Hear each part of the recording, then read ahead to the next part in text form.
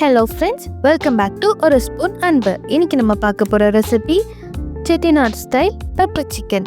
வாங்க இந்த ரெசிபி எப்படி பண்ணுறதுன்னு பார்க்கலாம். அதுக்கு முன்னாடி நம்ம சேனலுக்கு சப்ஸ்கிரைப் பண்ணிக்கோங்க. இந்த பெப்பர் சிக்கன் பண்ணுறதுக்கு ஃபர்ஸ்ட் ஒரு வானலில் 1.5 ஸ்பூன் மிளகு, 1/2 ஸ்பூன் சீரகம், 1/2 ஸ்பூன் சோம்பு, 1 ஸ்பூன் தனியா இது எல்லாத்தையும் போட்டு லைட்டாக வறுத்துக்க போகிறோம். கொஞ்சம் வாசனை வர வரைக்கும் வறுத்தா போதும்.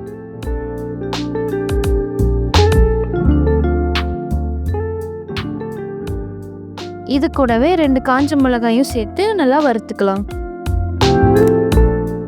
இப்போ நம்ம வறுத்து வச்ச ஸ்பைசஸை ஒரு பிளேட்டில் ட்ரான்ஸ்ஃபர் பண்ணி ஆற வச்சுக்க போகிறோம்.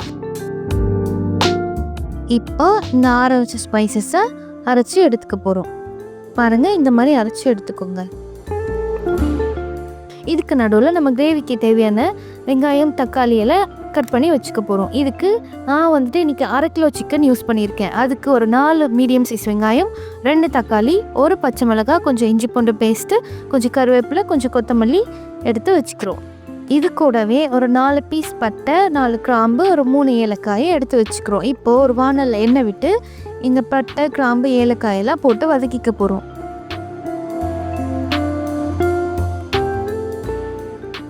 அதுக்கப்புறம் நம்ம வெங்காயத்தை ஆட் பண்ணிக்கிறோம்.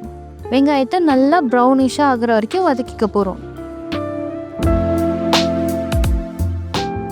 கூடவே பச்சை மிளகாயும் சேர்த்துடுறோம்.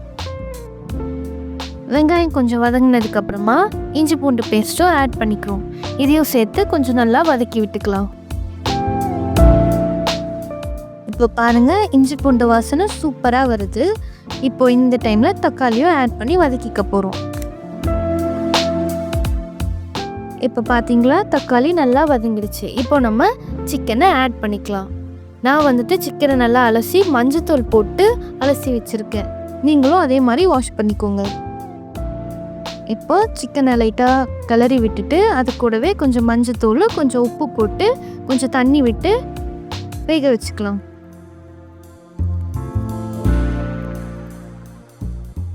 இப்போ தண்ணி கொதிச்சதுக்கப்புறமா இதை நம்ம தட்டு போட்டு மூடிடலாம். சிம்மில் வச்சுருங்க ஸ்டவ்வை. இதை ஒரு 15 to 20 மினிட்ஸ் சிம்லையே வச்சு வேக வச்சுக்க போகிறோம். நடுவில் கொஞ்சம் அப்பப்போ கிளறி விட்டுக்கலாம். அடி பிடிக்காமல் இருக்கிறதுக்கு நடுவில் கொஞ்சம் கிளறி விட்டுக்கலாம். இப்போ சிக்கன் நல்லா வெந்ததுக்கப்புறமா நம்ம அரைச்சி வச்சுருக்க மசாலாவை ஆட் பண்ணிக்கிறோம். இந்த மசாலாவும் சேர்த்துட்டு ஒரு 5 மினிட்ஸ் மறுபடியும் நம்ம இதை ஸ்லோ குக் பண்ண போகிறோம்.